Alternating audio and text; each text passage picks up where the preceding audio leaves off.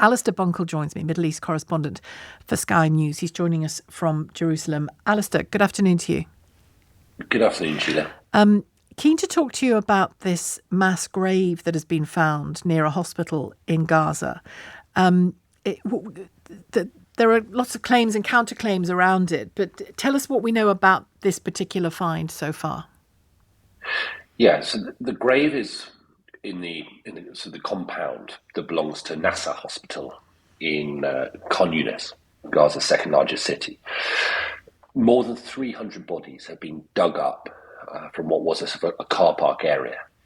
Now, there's been a claim that has been echoed by the United Nations that some of the bodies were found with their hands bound, suggesting that they were executed by Israeli forces and then buried in this mass grave.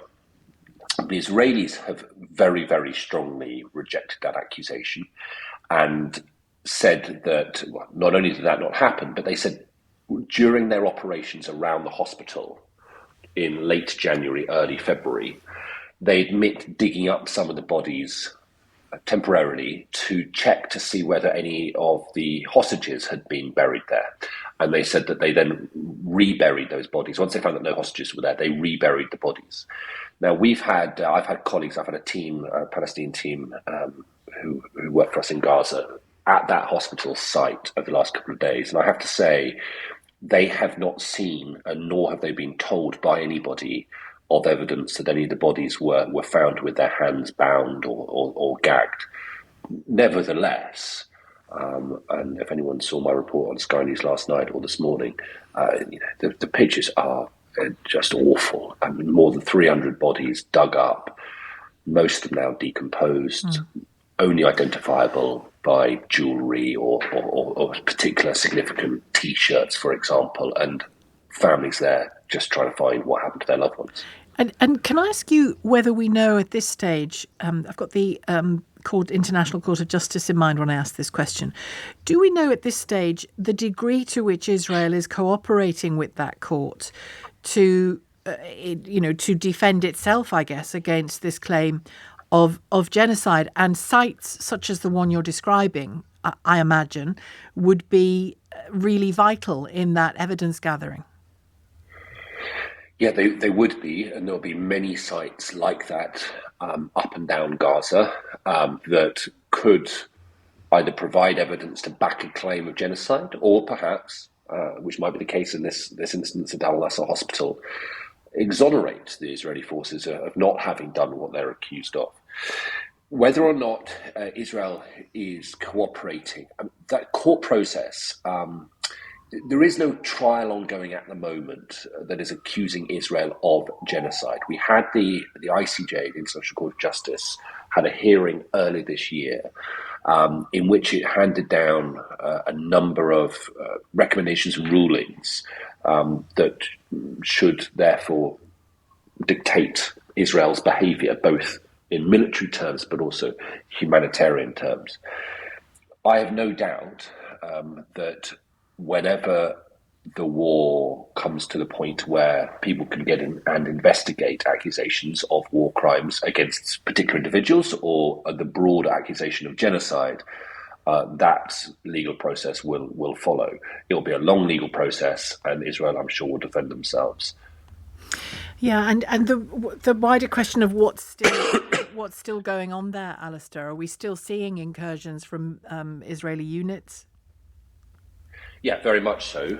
So at the moment, the picture's slightly different to what we've seen in recent months. You've got a sizable sort of Israeli force still there, sort of holding ground, if you like, particularly along a corridor that goes across the Gaza Strip from east to west. But the number of Israeli troops inside Gaza right now is lower than they ever have been since the start of the war. But what they are doing is they are preparing for a major battle in the southern city of Rafah. So they have stood down a lot of their regular forces to give them time to go on holiday, to rest, and then to stand them back up again. And I think what we are now starting to see, and again, it's something we're really looking into at the moment, is the erection of hundreds, possibly thousands of tents by the Israelis in preparation for moving civilians in And Rafah where are we to seeing another that? area. Presumably, away from Rafah, presumably, yeah. Exactly, away from Rafah. So there's about 1.3, 1.4 million Palestinians in Rafah at the moment. It's hard to know exactly how many, but I mean, a lot. Most Gazans fled south to either Rafah or another place called Al-Mawasi, but most of them are in Rafah. And if the Israelis are going to carry out a raid in Rafah, then you need to move the vast majority of them. Otherwise, it would be disastrous. And so what it looks like they are doing is they're going to create tented camp areas and try and persuade them to move there. That process itself could take weeks. And then the operation would start. Yeah, and obviously, as we've seen before, could involve Hamas fighters just blending in those situations. And we know that tragedies can happen as a result of that. I don't think anybody thinks that an operation in and around Rafah, a ground operation, will be nothing but incredibly complex and potentially very bloody indeed. Israel's justification for it is that it is the last remaining major urban area they have not been into, and it is where they think senior Hamas leaders like Yahya Sinwar are hiding, but also some of the hostages, the 133 hostages still being held, could be down there as well. So the military justification for it is we need to go there and finish the job. But the humanitarian concern is acute. Okay, thanks very much indeed, Alistair, for that. Alistair Bunkall, Middle East correspondent for Sky News, speaking to us there from Jerusalem.